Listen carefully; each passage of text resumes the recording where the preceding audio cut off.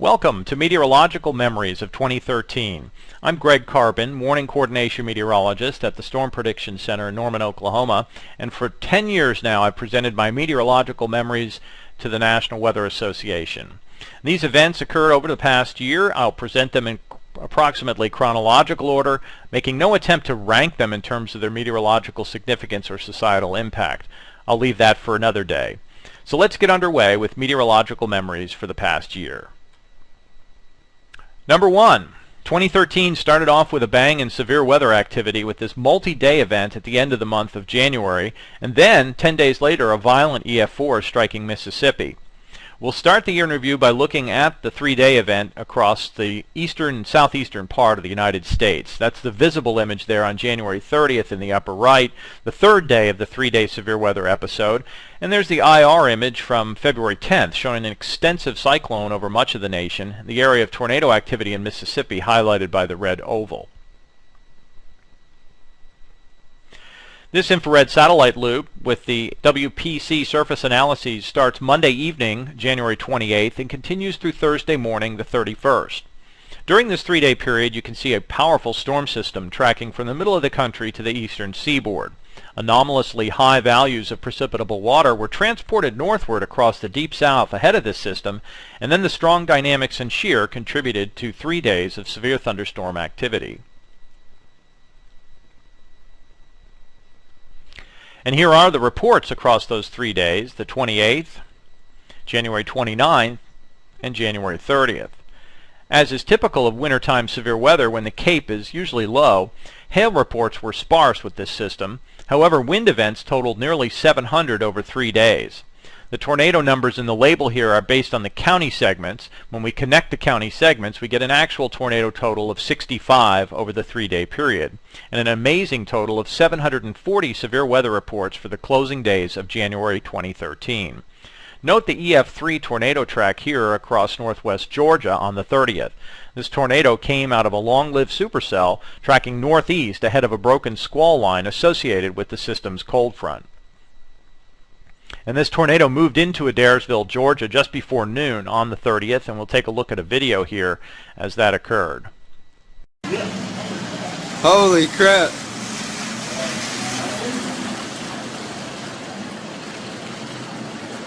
Everybody get in. That's it, ain't it? Yeah. It's coming this way too. Go. Hey, that's a tornado, buddy.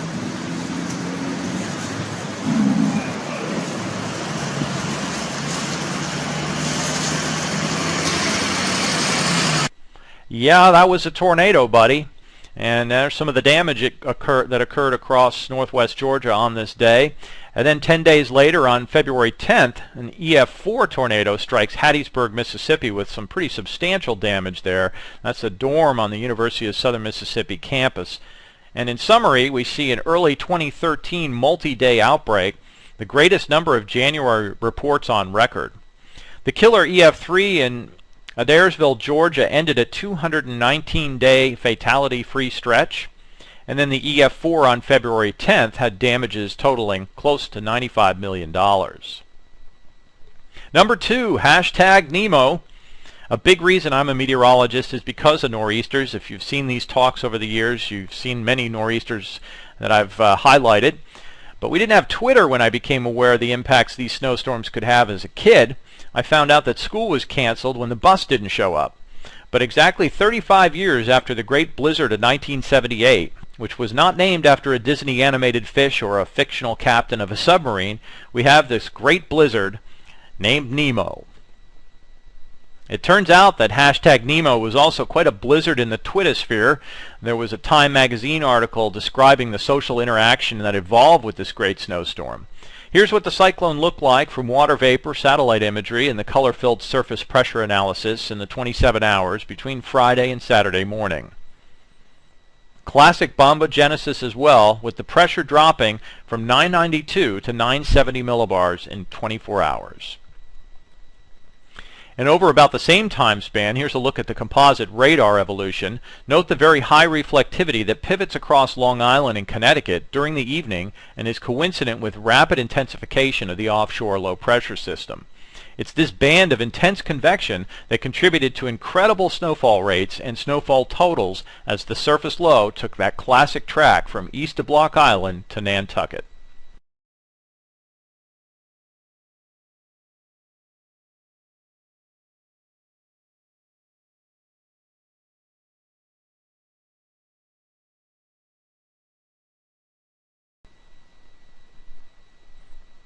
And the snowfall totals, greatest accumulations from southern Connecticut up through down east Maine, where we saw Portland, Maine have its all-time greatest snowstorm of record with nearly 32 inches of snow. Hartford, Connecticut and Concord, New Hampshire had their second greatest snowstorms of record. And winds along the coast gusted to hurricane force.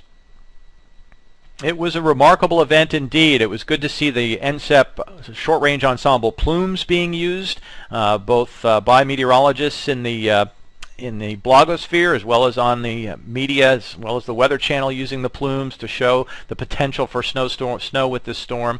There's a visible satellite image of the cyclone wrapped up off the coast of New England, a view out the window in Brunswick, Maine, and an interesting high-resolution satellite image there showing the tornado damage path from the June 1st, 2011 tornado across south central Massachusetts. That damage showing up because so much snow in the area, where areas that were treeless or had tree damage, you could see the track of the tornado.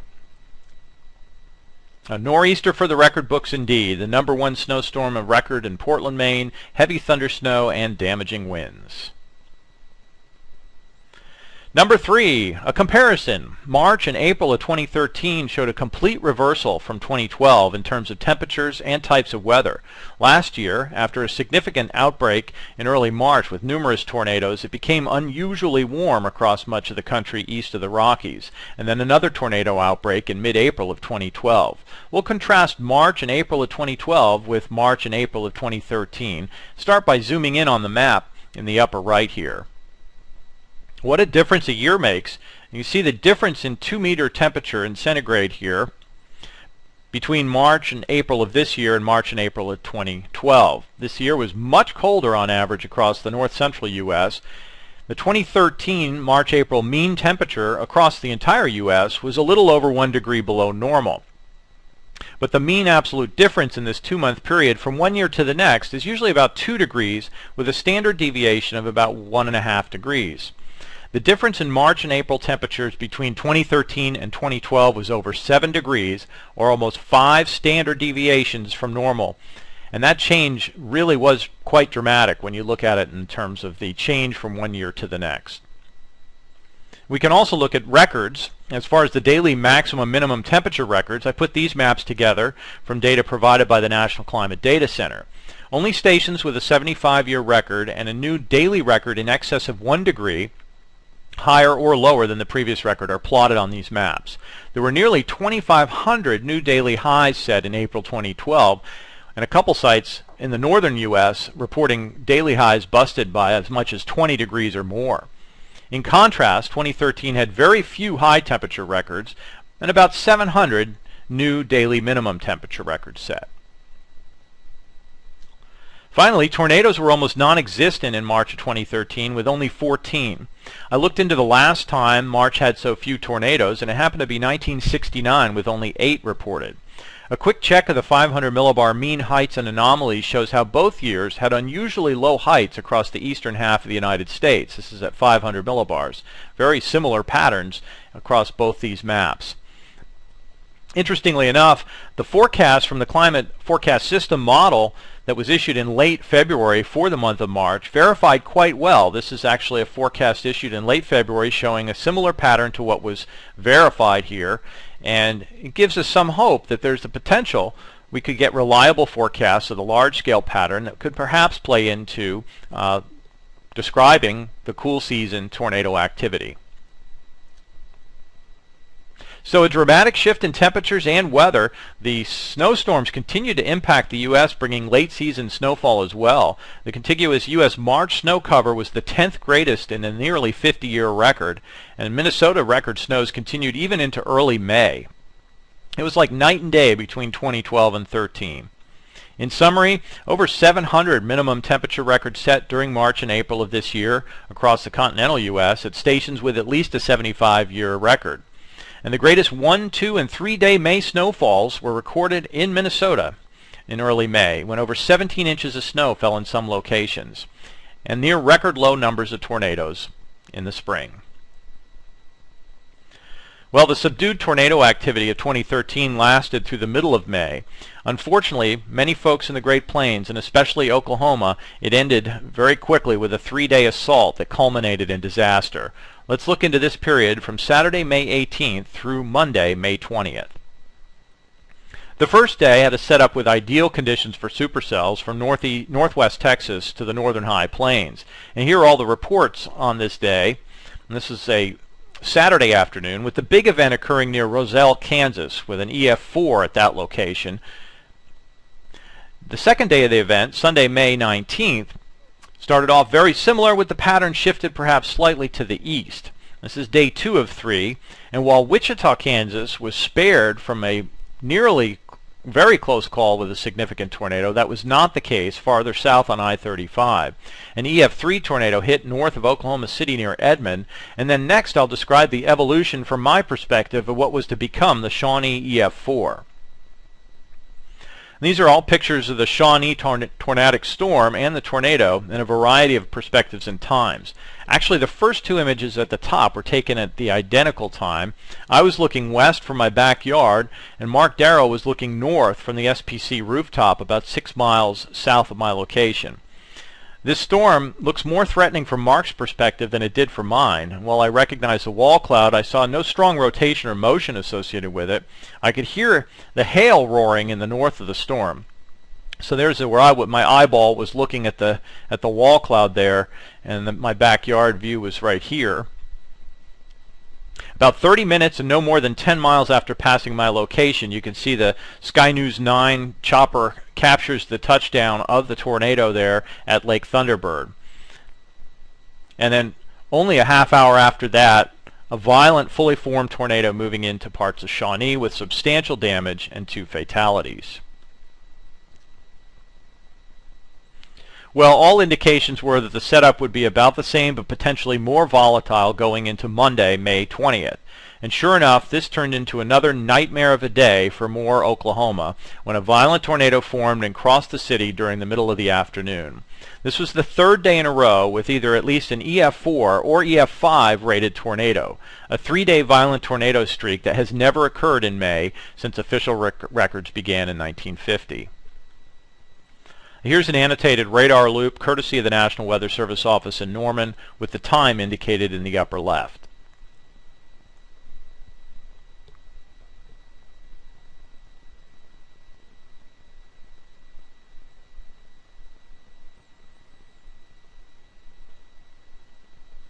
Next we'll see a video taken by Chris Broyles, an SPC forecaster, of the Moore tornado.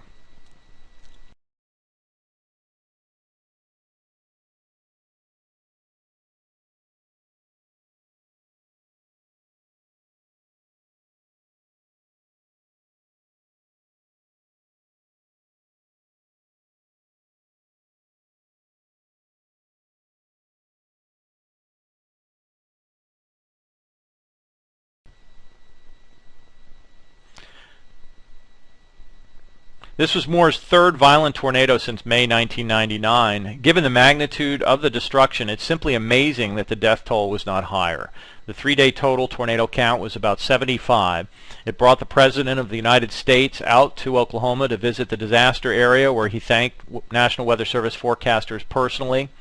And then a few days later, I took this panorama shot at the bottom while trying to help pick up the pieces in Moore.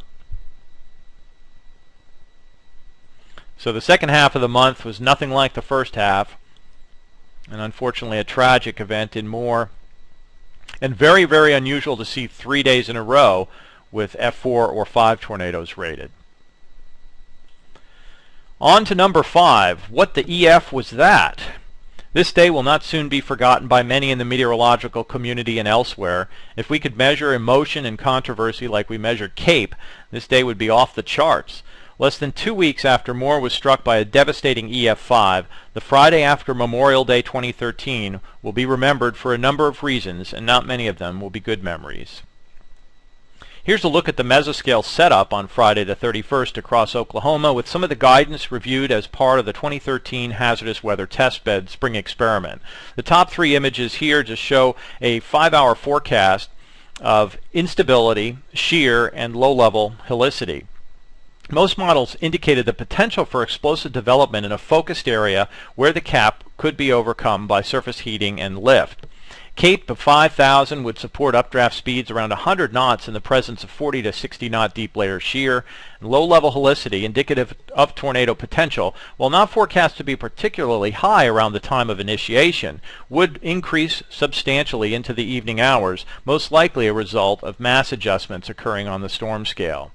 The 3 images in the bottom here, 2 of which on the left are models of the forecast evolution of the convection, and then on the far right the actual verifying radar. Now, these models did quite well. These are experimental models with slightly different boundary layer parameterization schemes. The one thing the models did not capture was the tendency for storms to backbuild across west central Oklahoma during the evening hours, one aspect that was not captured by much in the model guidance and led to incredible rainfall and amazing flooding in the Oklahoma City metro area. Here's a loop of NSSL's phased array research radar from 4 p.m. to 8 p.m. on Friday.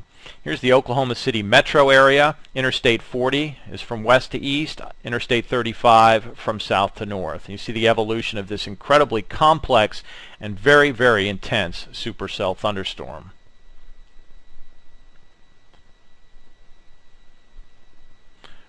We're going to zoom in to an area here, a little closer now to the storm, about 60 miles across this domain, and I've compressed the loop to a little over an hour in time. This was when the tornado reached peak intensity.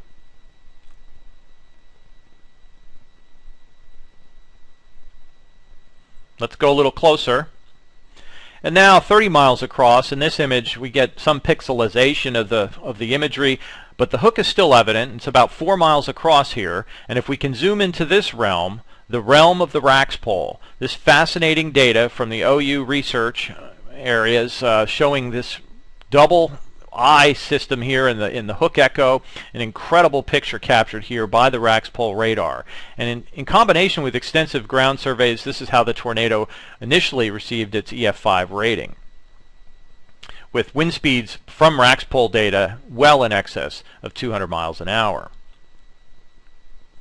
Of course, later review of the National Weather Service Storm Data Directive required a reevaluation of the EF5 rating, but make no doubt about it, this was a heck of a violent thunderstorm. I've never seen anything quite like it. As people fled parts of Oklahoma City, some were caught in the flooding. I've never seen anything quite like that either. It was a day and evening that will be studied and reviewed for years to come. Over half the record rainfall for the month of May occurred this evening in Oklahoma City. So the El Reno tornado was a beast, and one wonders whether a volatile environment causes erratic behavior in tornadoes. Unfortunately, chasers died in pursuit of this storm, evacuees died in the flooding, and Oklahoma City established a new May rainfall record of almost 15 inches. As we progress into June, the weather gets warmer and the thunderstorms get windier, especially on these 2 days. After the extreme derecho from the Midwest to East Coast in late June 2012, there was a keen interest that had developed among the public as to whether something like that could happen again, and it sure looked like a possibility early on June 12th. Let's take a look. But first, a quiz. Can you match the 300 millibar upper air map with the storm reports in the lower right? These are 3 different 300 millibar maps showing the wind speeds, isotachs shaded in blue there, 75 knots, light blue, and then 100 knots here in lighter blue. And the idea here is to try to guess which one of these patterns contributed to this day. So how about it? A, B, or C match the day of the reports? Well, let's try another day. Same upper air maps, different day. And how about this day? Well, it so happens that A was this year, June 12th, 2013. B was June 13th, 2013. And these are the two events that brought the derechos to the Ohio Valley, Midwest, and East Coast on these days. This is just a summary of the two-day event. After I put the map together, it occurred to me that what had occurred over this two-day period in 2013 came about in less than 24 hours on June 29th, 2012. And there's June 29th, 2012. So actually somewhat weaker wind speeds and a little more subtle, but there was a difference between these 2 years, and it was the lapse rates. A big difference. On the morning of June 12th of this year, you can see here we've got strong lapse rates, but they're mainly confined to west of the Mississippi Valley. And the day of the super derecho on June 29, 2012, a huge area of very, very unstable air available. So even though the wind flow's not quite as strong in this environment, the thermodynamics play a role in the organization of the derecho. But still a significant event nonetheless. There's a Chicago area getting hit by lightning on June 12th. And the squall line crossing the Appalachian Mountains on the 13th. There's even an EF3 tornado in Belmont, Iowa here on June 12th, and plenty of people lost power from this two-day derecho. Not as bad as 2012, but 2 derechos in 2 days with 34 tornadoes, over 700 wind reports, 2 fatalities, 12 injuries, and $20 million in damage. According to the National Fire Protection Association, this was the greatest loss of life for firefighters in a single wildfire since 1933, and the deadliest wildfire of any kind since 1991, with the greatest loss of firefighters in the United States since 9/11. The Granite Mountain Hotshots were deployed on this relatively small fire during Sunday, June 30th. The rest of the story is quite tragic. Just for reference, here's where Yarnell, Arizona is located. It's a small community of under 700 people, about 90 miles north of Phoenix. Here's a close-up view here of the area with the terrain. Notice the sharp northwest-southeast ridge line here, just to the south of Yarnell, and kind of a U-shaped bowl, a high valley to the north of that area. It was the terrain and the fuels and the meteorology that all had roles to play in this devastating event. Over the next couple of slides, I'll focus over this area of the Yarnell Hill fire, which eventually burned 9,000 acres, mostly within this box. So around 5 p.m. on June 28th, lightning ignited a low brush area along the ridgetop here, shown by the red dot. The fuels in this area consisted primarily of chaparral brush, and there had not been a fire reported in this part of Arizona for over 45 years. The fire grew to about 300 acres through Saturday, and then the fire remained active from Saturday night into Sunday morning, when the Granite Mountain hotshot crew of 20 firefighters was deployed just before noon. The fire had grown to between 300 or 500 acres, maybe even close to 1,000 acres by this time, and it began to pick up as the afternoon progressed. Thunderstorms erupted over the higher terrain well northeast of the fire, and strong outflow moved in to fan the fire through the late afternoon. Combined with very hot temperatures nearing 100 degrees and relative humidity values in the single numbers to lower teens, reports indicated that the fire size grew dramatically through late Sunday afternoon. In just a few hours, the burn area expanded over thousands of acres. An exceptional time-lapse video of this event was made from near Congress, Arizona. And here's the perspective of the video as it appears to capture the firestorm that claimed the lives of the firefighters between 4 and 5 p.m. local time on this fateful day.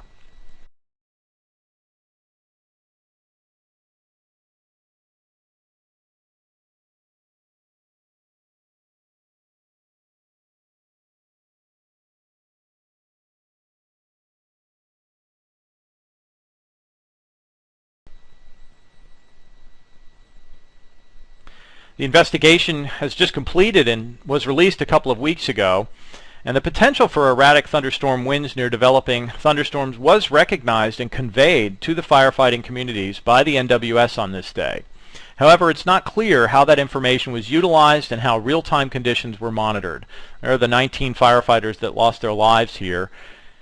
And overall, for the fire weather season across the United States, low activity overall. There was a large fire near Yosemite in California. However, 2013 will probably come in as one of the lower years in the past decade in terms of total acres consumed by wildfire.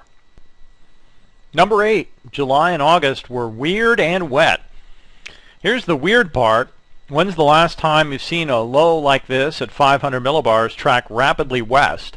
This system became removed from the westerlies and absorbed by the deep layer easterlies during the second week of July. It brought a few days of much appreciated rain to Oklahoma and perhaps a little too much rain to North Texas, where nearly 10 inches fell in 2 days. Following the westward moving low, the next month from July 18th through August 17th saw incredible rainfall events across many areas of the country. However, it was this corridor from Kansas to Missouri that really experienced the heaviest rain during this period. That's about 2 feet of rain in Kansas in 31 days. Looking at some of the daily rainfall records here, this map is similar to the temperature records map I showed earlier. Only stations with a 75-year period of record are used, and only those locations where the daily record was broken by at least a tenth of an inch are shown. And the solid large black circles are where the daily record was swamped the prior record by more than 2 inches of rain. You can see that corridor across Kansas, Missouri, even western Oklahoma. According to the Cooperative Observer Network, there were 10 states during this period of time that recorded at least one event when the daily rainfall exceeded 6 inches. I wish we had more time to talk about all the great records that were washed away this year. Gainesville, Florida had its wettest July on record with almost 17 inches of rain and very little from tropical contribution. Philadelphia picked up a little over 8 inches of rain on July 28th, the most rainfall at that location in 141 years of recording. During the event in Philadelphia, the International Airport recorded 1.14 inches of rain in just 13 minutes. So kind of an unusual summer with a very unusual low heading west, droughts to floods in the plains, and hundreds of daily rainfall records established. And speaking of rainfall records, for number 9, we'll continue to float this theme, the incredible Colorado floods of September 12th through 14th. Like so many outlier weather events, this one was the result of the perfect combination of ingredients coming together to result in havoc. A large cutoff low spinning across the Great Basin area is evident in the IR imagery loop here, and to the east of this low, an extensive multi-layered conveyor belt was responsible for transporting very high moisture content air from different areas as shown in the blended total precipitable water product shown in the inset. The synoptic scale set up here shows diffluent upper flow in purple here across Colorado and the Rockies ahead of the upper low. And this large-scale lift spread over the mountains where a moisture-infused front had stalled across the higher terrain in north-central Colorado. And the moist low-level flow streaming in from the east and northeast here into the foothills and mountains combined with the large-scale ascent. These conditions remained essentially static over 48 hours to result in the extreme rainfall totals. So in Boulder, they go from one of their drier years on record to the wettest year on record in just a day. The resulting flooding was catastrophic across many areas, especially the canyons in and around the Boulder area, and Lyons up around Big Thompson. In the lower left there is a lodge at the Big Thompson Canyon at the mouth, showing the incredible damage there to the wagon wheel bunkhouse. A year's worth of rain in just 2 to 3 days. The flooding worse than the Big Thompson flood of '76, at least 8 dead, and billions in damage. I'm out of time for this year, and as it works usually, we save number 10 for another day and another meteorological event because the year is not over yet. Thank you for your patience, and here are the 9 meteorological memories of 2013, and here are the locations I've given the talk over the last 10 years. Thank you very much for the National Weather Association for putting on this talk, and maybe one day I'll see you in person.